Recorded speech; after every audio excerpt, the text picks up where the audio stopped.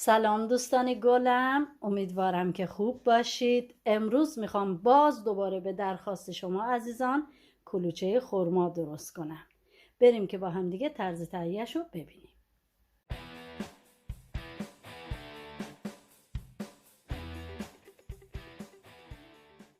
آرد 300 گرم 1.5 پیمانه، شیر 200 گرم 1 پیمانه، نمک 1 قاشق چایخوری، مایه خمیر نصف قاشق غذاخوری، شکر 1 قاشق غذاخوری، ماست یونانی 1.5 قاشق غذاخوری، تخم مرغ 2 عدد 66 گرم، خرما 10 عدد 120 گرم، کره 40 گرم، کشمش 25 گرم، پودر هل 1 قاشق چایخوری.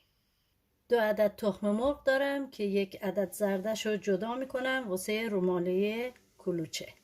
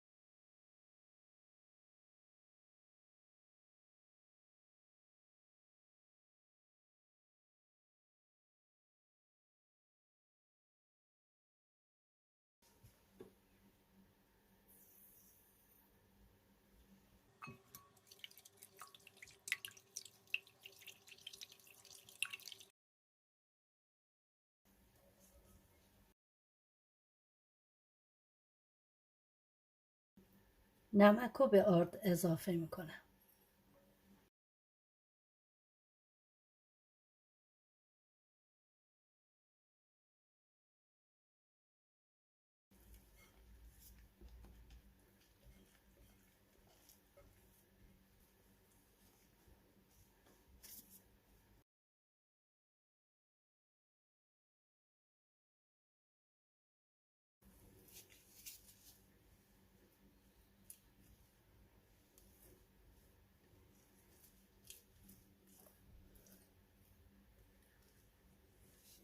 ورز دادن زیاد لازم نداره، این قراره که بعد از استراحت دوباره ورز بخوره.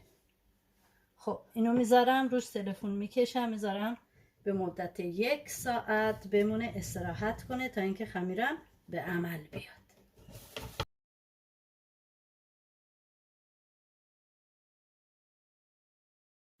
خب در فاصله که خمیر استراحت میکنه تا اینکه ور بیاد، مواد میونی کلوچه رو آماده میکنم.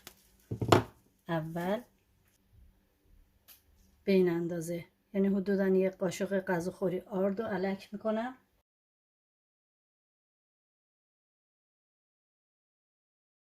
رو سلفون کره رو روش باز میکنم.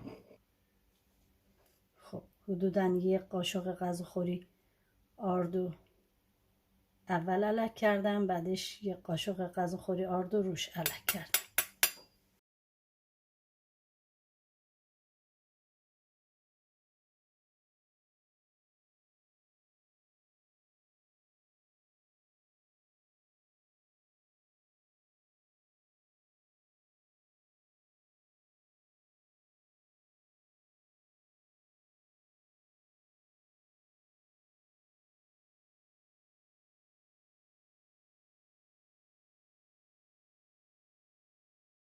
خب خرما رو استش رو در میارم.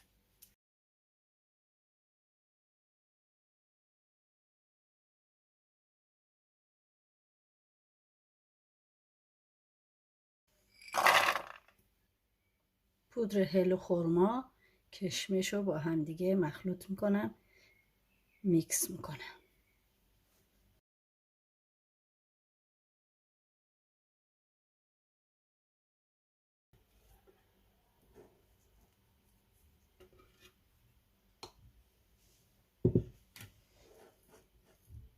به این شکل. خب اینو میذارم کنار.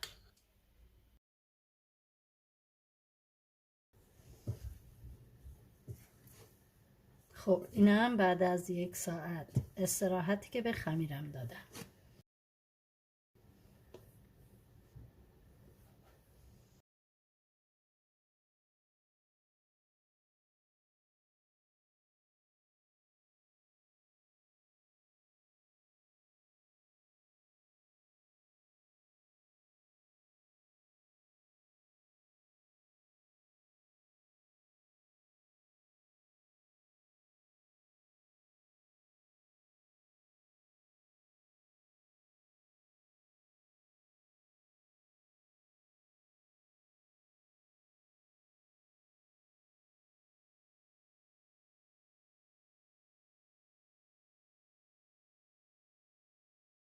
حدوداً 100 گرم آردو اول ریختم رو میز و الان 25 تا 30 گرم آردم ریختم رو خمیر. خب حالا کاری که گذاشتم داخل یخچال اینو الان روی این خمیری که پهن کردم به این شکل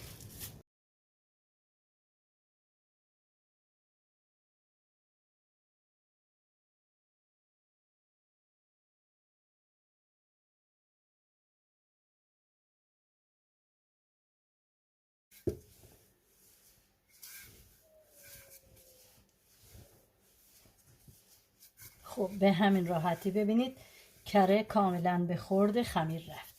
خب حالا اگر که کره اینطوری از این ور اون ور زد بیرون و نتونستید به این خوبی خمیرتون رو ورز بدید با وردنه، خب شما میتونید اصلا همین خمیر رو ببینید به این شکل ورزش بدید.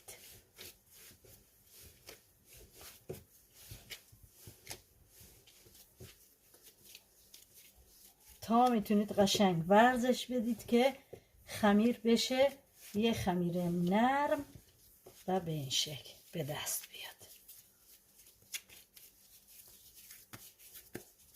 دیگه نه کره میزنه بیرون نه هیچی. ببینید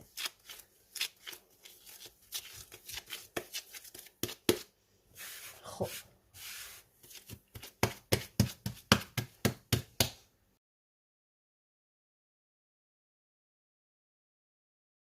منظور از این همه ورز دادن با وردنه حالا یا با دست این بود که کره بره به خورده خمیر. این کار باعث میشه که خمیرتون پفکی بشه و یک کلوچه ترد و مغز پخت و خوشمزه داشته باشین که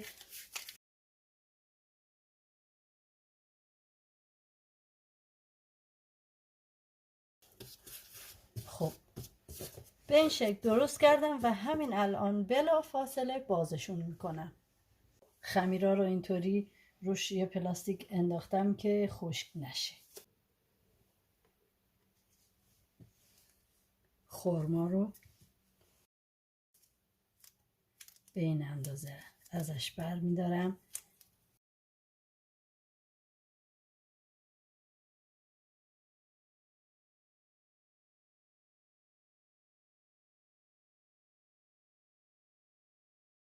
به این شکل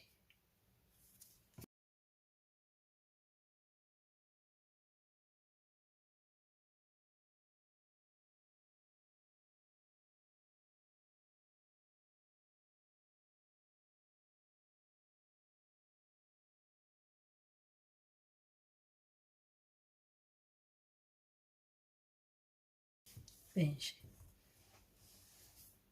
میذارم کنار.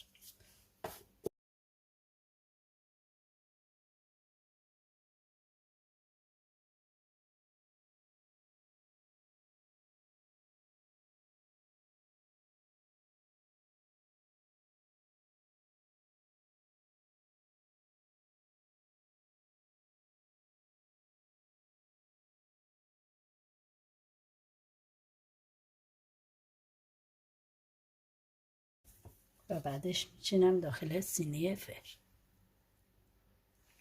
خب بعد از اینکه همه رو چیدم داخل سینی فر یه پارچه تمیز روش میندازم میذارم به مدت 15 دقیقه بمونه استراحت کنه تا زمانی که فرم گرم بشه.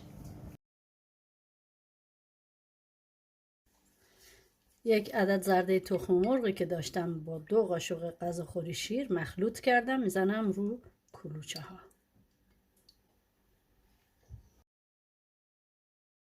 اینم بعد از استراحتی که بهشون دادم.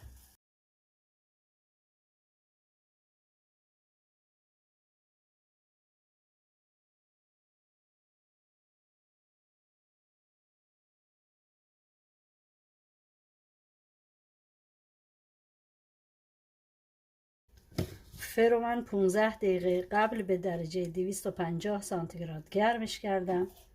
زمانی که سینی فرو میبرم میذارم طبقه وسط فر، درجه فرو میارم رو 180. مدت پخت این کلوچه 20 تا 25 دقیقه هستش. میبرم که بذارم طبقه وسط فر.